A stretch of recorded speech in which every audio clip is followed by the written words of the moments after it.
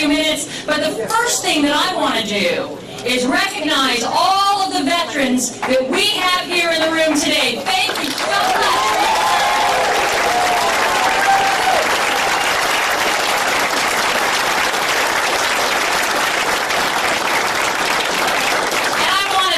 All of the family members we have here today, because without the family members, our veterans couldn't do the jobs that they have done. Family members, thank you. Now, we're here today in a very special location. This is VFW Post 392. All right, VFW Post 392. We want to thank the Post Commander, Bill Sowers. Bill, where are you? Wave wherever you are, Bill, so everyone knows and can thank you for letting us do this here today. Thank you so much. Now, we've got some great dignitaries that are here as well, that are joining us this afternoon.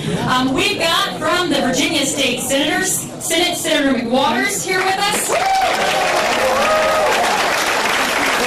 We've got Delegate Villanueva. And from the great city of Virginia Beach, where we're in right now, we have Councilmember Rosemary Wilson. Rosemary.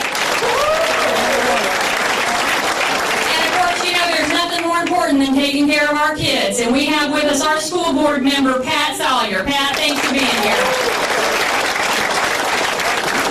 Well, before we get started, we've got to do a couple of very important things. And the first thing we've got to do is we've got to go to the Lord and we've got to thank Him for everything He's doing for us. So if you would, bow your heads with me for just a moment. Dear Father, we thank you for letting us live in a free country where we can gather at a place like this and support what we believe in, our ideals.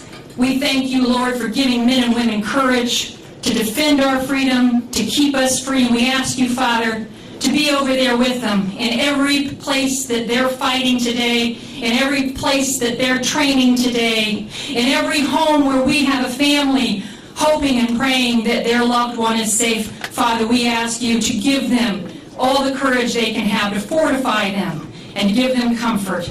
Lord, you've done great things for this country, and we ask you to continue keeping us in your special place, making sure that we can move forward and continue to be a free country. Thank you, Father. Amen. And next, of course, we need to do our Pledge of Allegiance. And I'd like to ask our members of VFW Post, and I see Rudy Bosch here. Rudy, would you stand up and lead this host and these members in the Pledge of Allegiance to our flag?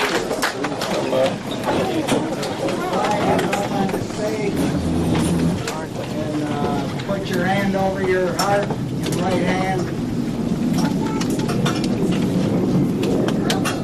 Pledge allegiance to the flag of the United States of America and to the republic for which it stands, one nation, under God, indivisible, with liberty and justice for all. All right, this is fantastic. Well, we've got a phenomenal guest that's going to be coming. And you know, I get the pleasure in my day job. Of course, I'm here today on my personal time as a citizen, but in my day job, I get to work with some extremely special people. And we want to let you have a few minutes to hear from some of these special folks before our man of the hour, Rudy Giuliani, comes in. I get to work with a man who many of you wore a bracelet for during the Vietnam War. And when I first met this man, I met him because he was out there advocating for our veterans, not only for our Vietnam and our Korea and our World War I and World War II veterans, but he was advocating for all veterans. I don't know of anyone who has done more across this Commonwealth and this nation to make sure that the issues of veterans are heard loud and clear. And he also has a great wife. Phyllis couldn't be with us today, but many of you will remember that when we had our POW situation during Vietnam, it was Phyllis that went out there as a family member to make sure that America didn't forget her POWs. She is an incredible wife to my great friend and mentor, ladies and gentlemen, Paul Galante.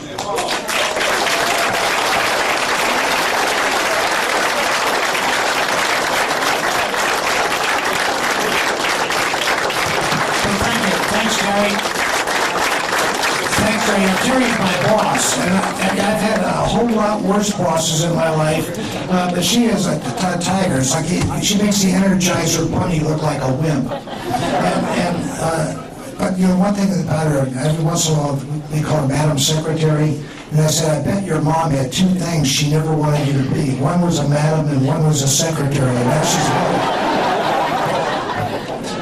I get the pleasure to introduce one of my good friends. We went to the same school a few years apart, like 15, but for 15 years after I retired from the Navy, after boring holes down here in the sky at Oceana for many years, went up to Richmond, lobbied for the Virginia pharmacists and everything. I got to know legislators real well. And most of them, it's like when you go to Washington or you go into Richmond Sunday, you want to put your thumb over your wallet because you know somebody's going to be taking stuff. There are only a handful I trusted.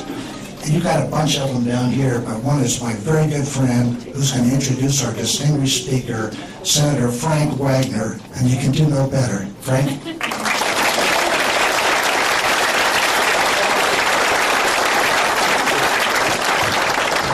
Paul, and indeed it's an honor to privilege to have be able to do the introduction for our special guest today. And I won't dwell too long on his resume. He's graduated from law school, magna cum laude, was the youngest Deputy Attorney General of the United States.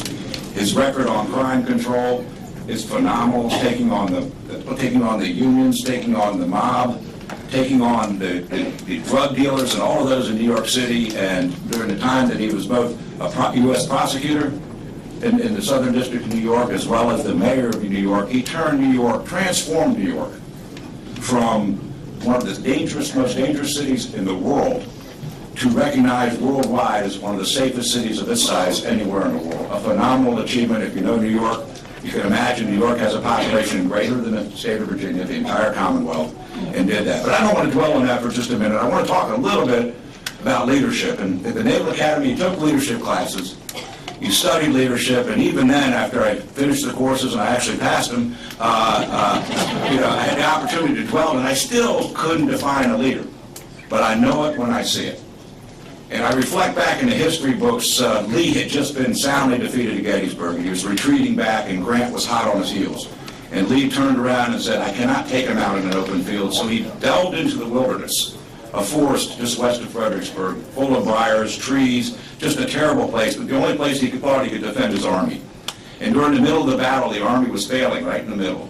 And Lee saw it. Lee knew it would be the end of his army if he didn't do something. He stood forward personally. He marched to the front of the line, right out in front of all the troops. Here you have the head of the Confederate Army marching out there. All his troops turned because they admired and respected Lee so much. And Lee turned today, and finally the troops were heard to shout, Lee to the rear, Lee to the rear. And they sealed the hole in the line, and the battle went on. Of course, we know the rest is history. But I bring that up because I'm struck. On 9/11, we were all just glued to our TVs. We were glued to our TVs. We were watching, we were wondering. I think all of us had angst, fear. We were all extremely concerned. And then all of a sudden, out of the dust and the gloom, we saw someone emerge. Not running away from South Manhattan, but running towards South Manhattan. And that's our special guest today. That's a leader. And I can't define what a leader is, but I know it when I see it. And when you have a leader of the caliber of the individual that we're talking about, when you have the leader of the caliber of the individual, he says, this is who I think we should lead this country. I think Mitt Romney ought to be the leader of this country. You know what, ladies and gentlemen? I follow enough leaders and I have enough respect to do that. We need to support Mitt Romney and go forward.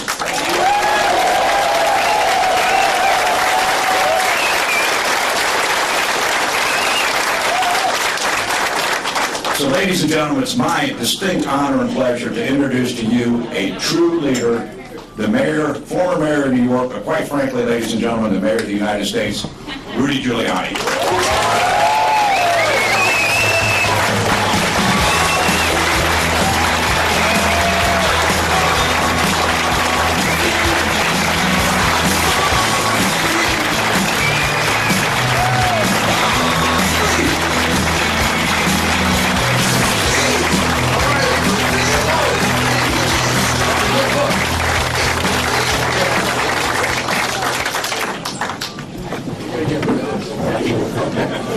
Anybody else who wants to, just take it off.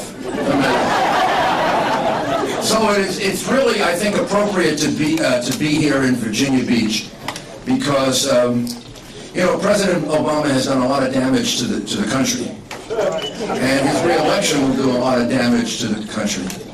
But he has your region of the country right in his crosshairs. I mean, he can do more damage to you than he does to most of the rest of America if we should make the mistake of re-electing him. Because the cuts that he has in mind for our military are devastating. Those are the words of his own Secretary of Defense, not me. His own Secretary of Defense has said that the Obama cuts that could happen to the military would be devastating. Well, of course they'll be devastating to the United States. They'll be devastating to our ability to protect ourselves, but they're going to cost you, the people of this area of Virginia, thousands and thousands of jobs.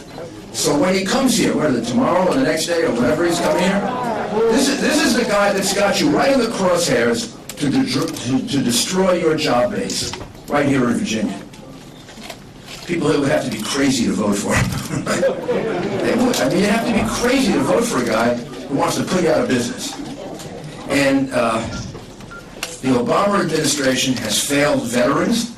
It's failed everyone in this country. President Obama may think that our economy is on the right track. That's what he said the other day, right? We're taking, when we failed to gain jobs at the number that we were supposed to gain, when we had only an 80,000 gain in jobs, President Obama said, quote, "This is a step in the right direction." But for veterans, middle-class Americans, and small business, the Obama administration is absolutely upside down. It's absolutely upside down. Everything that should be up is down. Job growth, consumer confidence, manufacturing activity, and the number of new businesses, all way down. So what's up? Unemployment is up. The national debt is at record levels. That's way up, and we have to pay it. The regulatory burden is crushing American business. President Obama is making it almost too burdensome to create jobs in America. The reason we're not creating jobs is he makes it so difficult to create jobs. And the other thing that's up are the number of Americans on food stamps and the number of Americans in poverty. So President Obama is not asking for a second term. He's asking for a second chance to screw it up as badly the second time as he did the first time.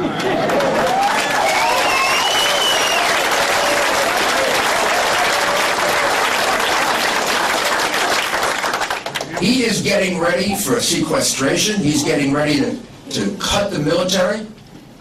The only thing in government that he's willing to cut, the only thing in government that he's willing to slash, the only jobs in government he's willing to do away with are military jobs. That's the only thing he wants to cut, and he wants to cut at record levels. His defense cuts would remove 200,000 people from our armed services at a time in which we are at risk of terrorist attack, at a time in which, whether he likes it or not, the terrorists are at war with us. People in the White House have said there really is no war on terror anymore. Well, I don't care if they think we're at war. Nobody's told that to the Islamic extremist terrorists. They think they're at war with us. This is a time to slash 200,000 members of our military. These cuts will shrink our military to the smallest navy since 1916. This is when China wants to become a major power in the Pacific Ocean. We're going to cut our military, our navy, to the smallest navy America has had since before the First World War. To the smallest army since 1940, that's before the Second World War, to the smallest air force in our history ever, and he wants to enact 2 rounds of base closures. And the 2 states that will be affected the most are the state of Virginia and the state of California. Now, I hope Californians are smart enough to pick this up.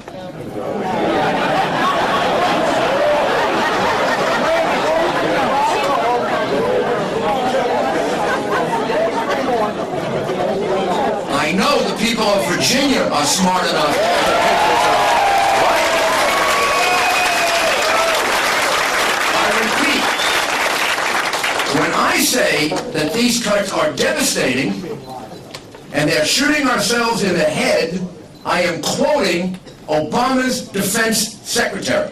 I'm not saying it. His defense secretary is saying that his cuts to the military are devastating and shooting ourselves in the head. Why would you vote for somebody who wants to shoot us in the head? It makes no sense, right? Also, veteran unemployment is higher than even the devastating rate of unemployment among others. And he's made clear, he's already cut $50 billion, that over a 10-year period, he could cut as much as $1 trillion from our military budget over 10 years. So this is a terrible, terrible direction for this country. Governor Romney will just not allow this to happen. Governor Romney understands we need a strong America. Governor Romney understands that a strong America means a strong military.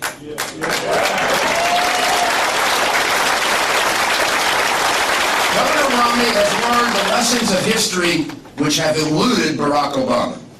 After the First World War, when we won the war to end wars, we cut our military. We slashed our military. We demilitarized and we encouraged Hitler. After we defeated Hitler, we cut our military, we slashed our military, and we encouraged communism. And then thank God Ronald Reagan came along and defeated communism.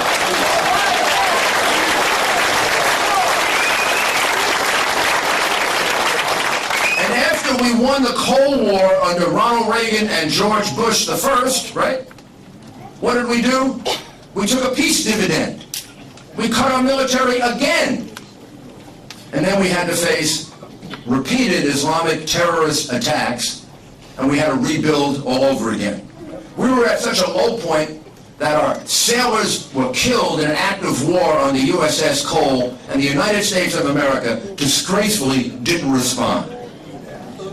Well, George Bush II changed all that by going on offense against Islamic terrorism. And I don't care.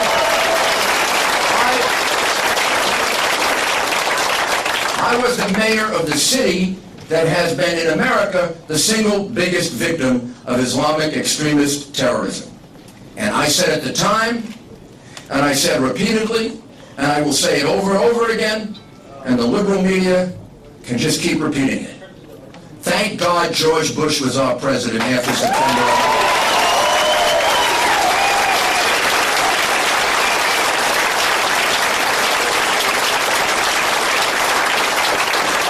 Because he went on offense against them.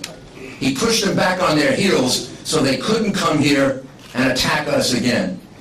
And the members of our Navy and our Army and our Marines and our Coast Guard and our military, the people in our intelligence services, the NSA, the CIA, the FBI, it's only because of them that we have been safe from major terrorist attacks since then. So what we should be doing is not cutting them by historic numbers.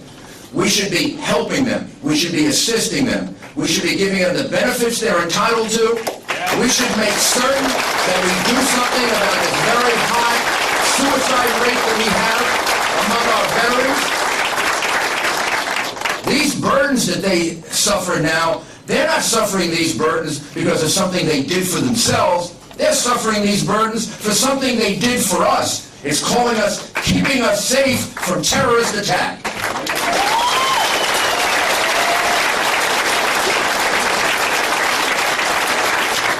We shouldn't walk out on them the way this administration wants to do by these massive slashes to including medical care for our veterans and for our active service members. This is the time we should be there supporting them, increasing them. And we haven't learned the lesson from history. We made this mistake after the First World War. We made this mistake after the Second World War, slashing the military. We made this mistake after the Cold War. Let's not make this mistake again. All we're going to do is encourage Islamic extremist terrorists to attack us. And second, we're going to leave a vacuum. Somebody has to be the major military power in this world. Nature abhors a vacuum. Those are words that go all the way back to Aristotle. Nature abhors a vacuum. So if there's a vacuum, and we slash our military by $1 trillion over the next 10 years, and this doesn't have to happen, China is going to decide that they can compete with us militarily. I'm perfectly fine with China competing with us economically. I think that's good for them, and I think that's good for us, and I think that's good for the world. But I don't want them competing with us militarily. And the best way to stop them from competing with us militarily is to make our military so big, so strong, so powerful that they cannot catch us.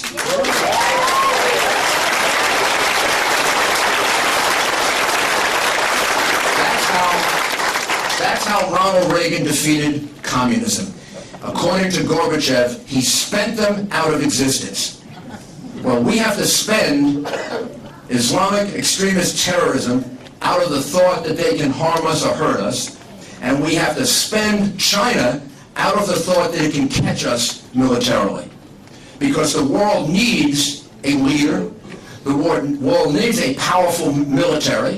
It doesn't have to be used. If it's powerful enough, you have to use it even less. And the only country in the world that can really accomplish that goal, that's a decent country, a good country, a country that has given more of its young men and women to save other people than any country in the history of the world. There's no country in the history of the world that has left so many of its young people on battlefields in other parts of the world to protect them than the United States of America. When Roman armies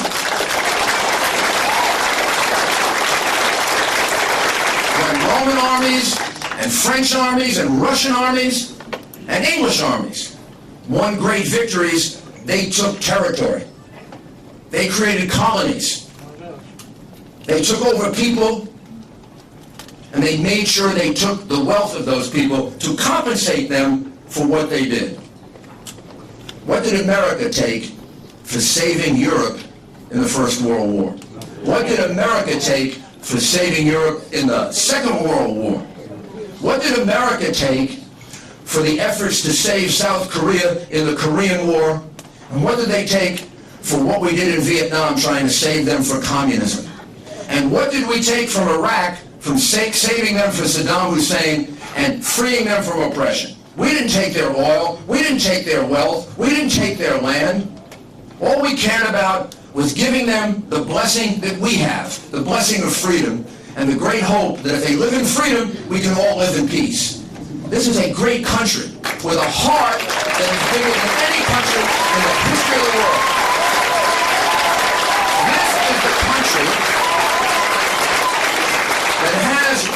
that has proven that it has the morality to sustain being the greatest military power on earth. And making America a weaker military power not only endangers us, it endangers the whole world. Because it encourages people who don't have these kinds of values, who don't have this respect for human rights and respect for human life. It encourages them to move into that vacuum and take over. And our president, in a million years, doesn't understand what I'm saying. Because if he did, he never would have said that Hugo Chavez poses no threat to the national security of the United States. It shows the unrealistic, very liberal, academic, silly world that he lives in. It shows that he is naive and irresponsible. Do you know who called him that? Hillary Clinton. She called him that when he was saying he would negotiate with Chavez without preconditions and without setting any rules. She said that's naive and irresponsible. Well, I have news for you. She was right then, and she's wrong now. We need a president who has, as Mitt Romney has, in every aspect of his life, been successful. He was successful as a student. He was successful in business. And I don't care how many ads they run, trying to make it look like it's a crime to be successful in business, making it look like it's a crime to make money. I grew up being taught the following: you should try to be as successful as you possibly can be. Mitt Romney was enormously successful in business. He was enormously successful as head of the Olympics. He was enormously successful as governor of Massachusetts. So how about we try the following? We put a man of accomplishment and success in the White House.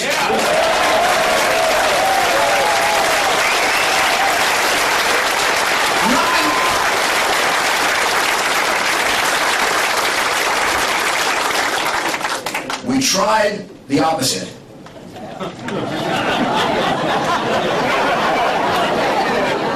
And look where we are. Look where we are. We tried somebody who had never run a business, never run a military unit, never run a government agency, never met a payroll. In my view, in the real world, not the academic world, not in the world of community organizers, in the real world, this is a man who had accomplished nothing, never created a job for anyone. All of a sudden, we make him president of the United States. And that inexperience has hurt us over and over and over again with these enormously unrealistic ideas that he has, like the latest one about Hugo Chavez not being a threat to our national security. This is Iran's best friend in the Western Hemisphere, Hugo Chavez. And you tell me that Iran's best friend is not a threat to our national security? Iran is the biggest sponsor of state terrorism in the world. Iran right now is giving money and arms to Islamic terrorist groups that want to come here and kill you. It has given money and arms to Islamic terrorist groups that have killed hundreds and hundreds of our troops. It is trying to become a nuclear power. This is their best friend in the Western Hemisphere, and they are not a threat to our national security. This is a president who is living in his own world, created in academia, created in the community service groups that he was part of, created in the people in his administration that keep reinforcing these left-wing ideas. The only reason Chavez looks good to him is because Chavez is a left-wing dictator. That's the only reason. If Chavez were a right-wing dictator, he'd want to overthrow him. Well, in my point of view, I want to overthrow all of them. The right-wing ones, the left-wing ones. Here's what I base it on. Are you a threat to my country or not? And if you are a friend to the country that may be the most dangerous country in the world right now, Iran, well, then you're a threat to me. Our president doesn't understand that. Mitt Romney understands it, and we need a president who is realistic, not a president that is living in some left-wing dream world. So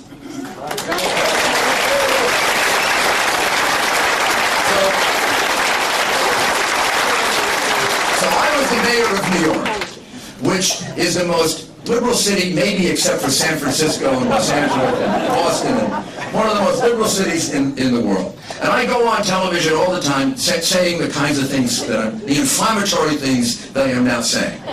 So people in New York are 6-1 Democratic. So every once in a while I have a person in New York come up to me and say to me, Mr. Mayor, I voted for you when you were the mayor.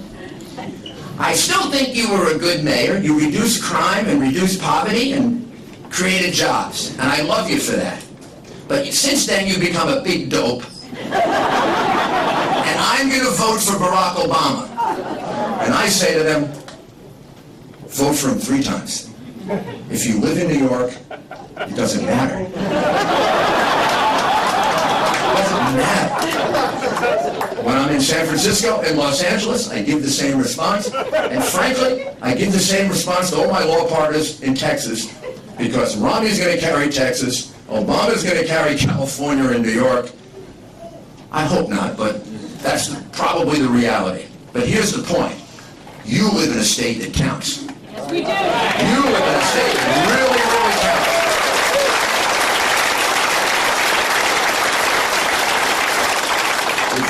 out to me and tell me you're going to vote for Obama, I get nervous. So you've got a big job here. There's not going to be an easy state. They made the mistake of voting for President Obama before. He's going to be back here asking for, as I said, a second chance. I think he has shown us with his first chance that we can't take the risk. But we're going to count on Virginia and Florida and Ohio. You've got to pull us through. You have got to deliver this state for Mitt Romney. Yes, for the good of the Republican Party. Yes, for the good of Mitt Romney and all of us. But really for the good of America. This isn't, we're not fooling around right now. The next 4 years can be a disaster for this country if we make the same mistake twice. I think we're intelligent enough people not to make the same mistake twice. I think we're a people that learn from mistakes. Barack Obama, nice guy or not, was a big mistake as a president. A big mistake. We're feeling it with our unemployment, we're feeling it with our military. We need you to reverse it. So are we going to vote for Mitt Romney in November? We're going to get him elected?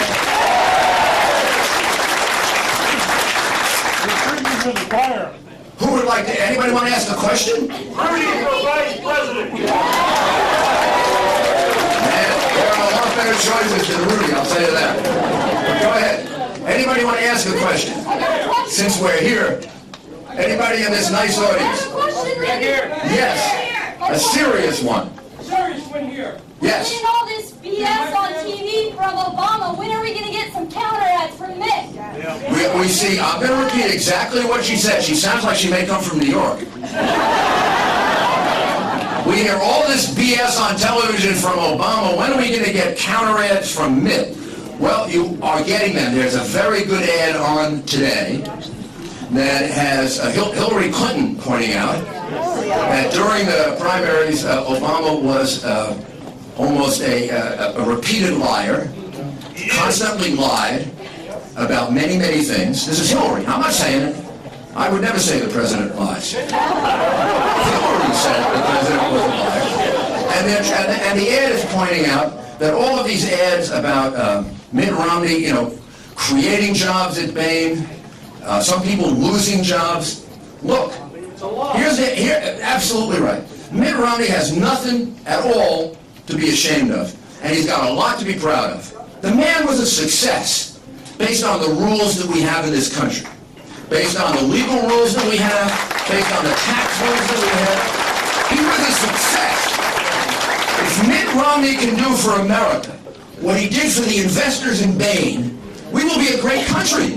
We'll be a country that has unemployment, has jobs, has a future. That's how I evaluate somebody. He did a great job at Bain for the people who invested in Bain. He did a great job for the people who gave him the responsibility for the Olympics. He did a great job for the people of Massachusetts. Look, you can find some failures there. Anytime you do a tough job, there are some failures, there are some mistakes. But by and large, Mitt Romney has been a great success throughout his life. Don't we want to have this guy batting for us?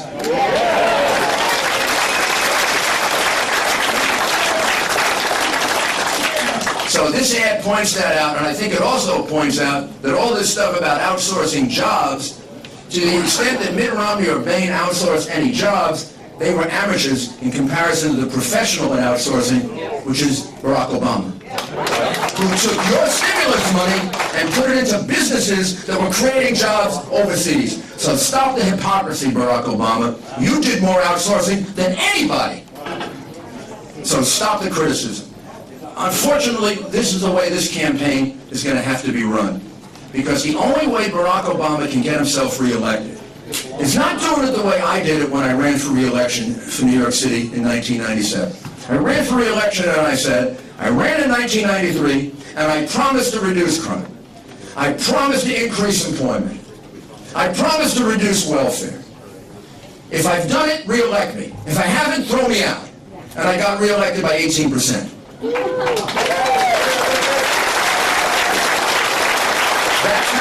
That's how Ronald Reagan got reelected in 1984.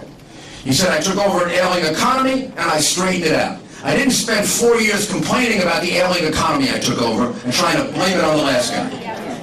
Well, Barack Obama took over an ailing economy, and he's made it worse. We've had the longest sustained unemployment basically since the Depression. We have the highest debt we have ever had.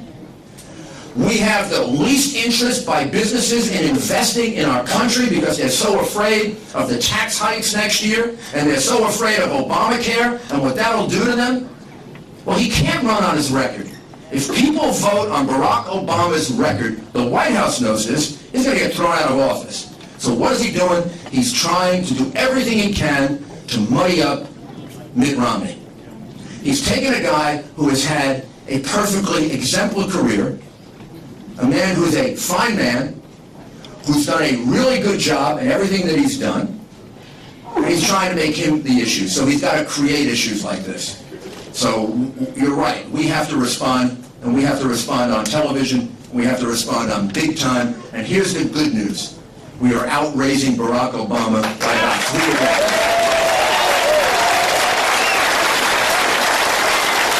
One last question. Yes? Veterans benefits are slowly being eroded with increased co-pays. Will President Romney stop this erosion of our benefits? President Romney, or Governor Romney, hopefully soon to be President Romney, has promised that he will make certain that veterans' benefits are protected, that veteran benefits are restored to the extent that they have been eroded by President Obama. This is not a matter of economics anymore. And it's not a matter of what you'd like to do or what you wouldn't like to do. This is a matter of honor. We have asked people to undertake much more of a burden than most of us have to undertake by putting their lives at risk to protect us. These people have done that, and I can tell you, I will swear this on any Bible, your sacrifice over the last 10 years is the reason this country didn't become an Islamic extremist terrorist battleground. You stopped numerous attacks, and I know that. I know that even from the intelligence that you get. So we owe you. If we expect other young men and women to do that in the future, if we expect them to step forward in this volunteer army that we have, and Navy and Air Force, then we have to meet our obligations to the people and keep the promises to the people that have already served. Mitt Romney understands this. He understands how basic it is. There are plenty of ways to solve our budget problems and not do it on the backs of our military, which is what Barack Obama wants to do. I emphasize what I said before. The only place he wants to cut is you. He doesn't want to cut anything else. He wants to raise taxes. He wants to do it on the backs of the military, and that is just plain wrong. And I know that you have the common sense not to buy all that. You're going to make sure Virginia this time straightens out the mistake that it made 4 years ago, and you are going to vote for Mitt Romney. Tell me I'm right.